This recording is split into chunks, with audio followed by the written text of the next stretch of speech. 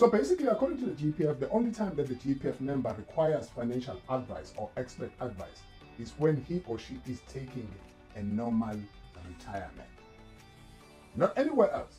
So that's another inconsistency within the same member guide. So basically, expert advice is not vital for divorcing members, for resigning members, for discharged members, for members that are taking early retirement, according to the GPF. The only people who need expert advice is those who are taking normal retirement.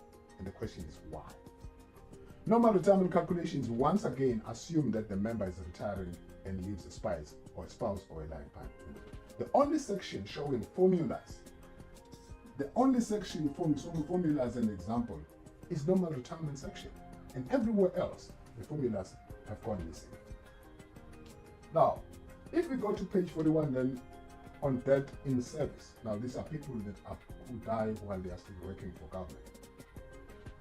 The lump sum paid to beneficiaries equals the greater of the following: your final salary and your actuarial interest. Now, the question: how is the actuarial interest calculated? Where is the formula? Where is the formula for this actuarial interest?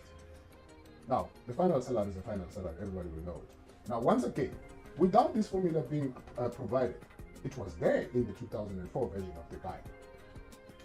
It's an inconsistency once again, because here in the normal retirement, they're showing formulas and examples, and all of a sudden, when it comes to death in service, that's what actuarial interest is no formula provided. Now, another inconsistency in the disclosure of formulas.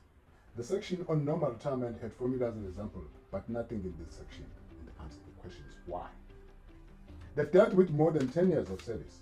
Once again, the formula showing how the death in service gratuity is calculated is missing. That formula is missing. And suddenly the formula calculating the spouse's annuity is shown. Why? Once again, an inconsistency. The death after retirement. Now, I've got a problem here.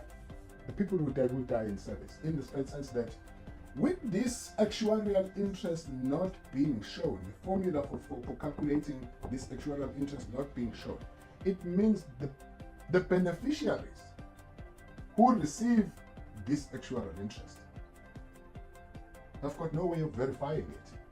There's no way. When your relative passed on and you have to receive the benefits, how do you know if you were paid the correct amount?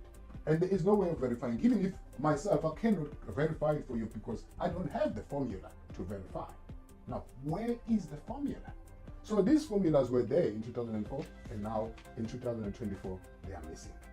The death after retirement. Information presented by GPF officials to their members regarding payment of benefits to members with more than 5 years in retirement is a complete misrepresentation of information and is not even mentioned in the membership guide. Now, what is that? Everybody, well, here in KZN, if we can talk about KZN, I don't know what GPF is doing everywhere else. Everybody who works for GPF or who works for the state, who has been to the GPF presentations, what the GPF is going around telling people with regard to death after retirement, or after retirement, particularly with those who have been in retirement for more than 5 years.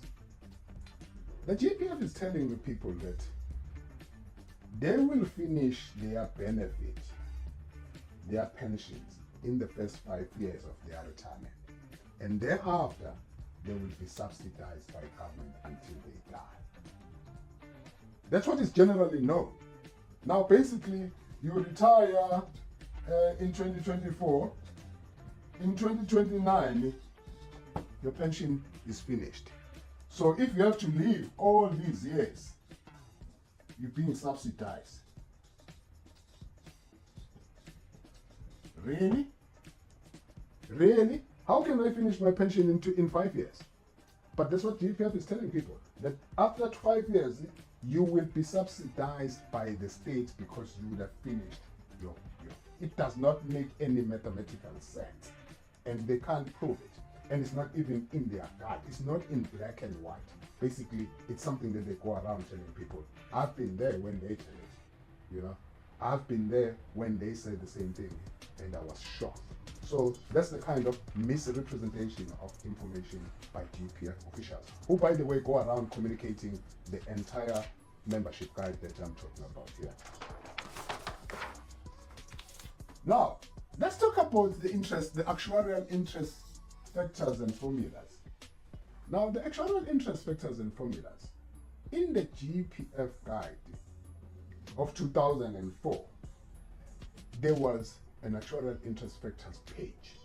Now here is what I got from the GPF in as far as the actuarial interest factors and formulas are concerned.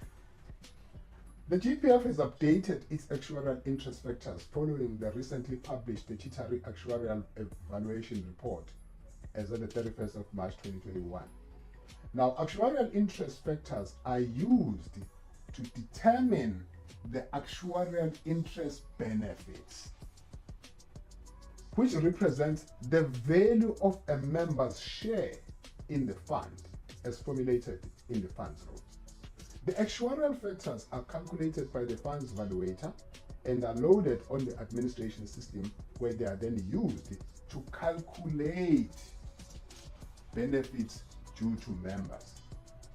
Payment of members' actuarial interest can occur at certain times of exits, such as resignation or exit where members have less than 10 years of pensionable service. That's how important these actuarial interest and factors are.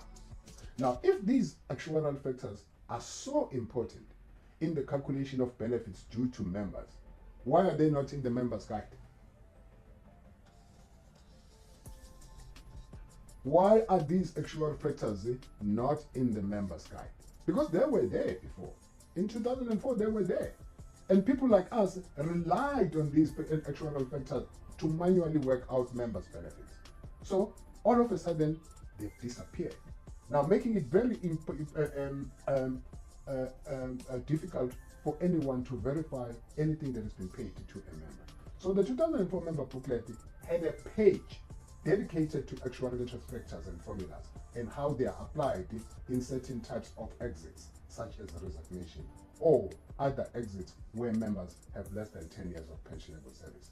So actuarial interest formulas together with the actuarial interest factors have been omitted in today's membership guide. And the question is why? Why? If these things are so important, or these numbers are so important, and these formulas are so important, why have they disappeared? So, in conclusion,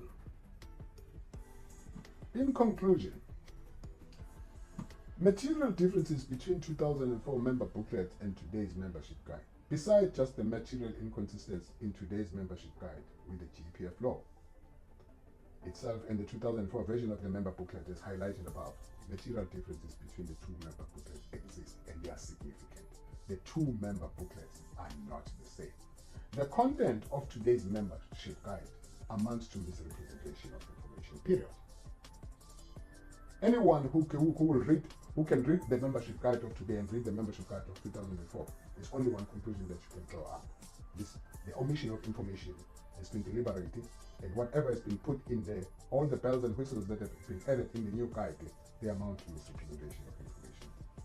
While today's membership guide mentions the GPF law or GP law here and there, it makes no mention of the rules from which it is supposed to be derived.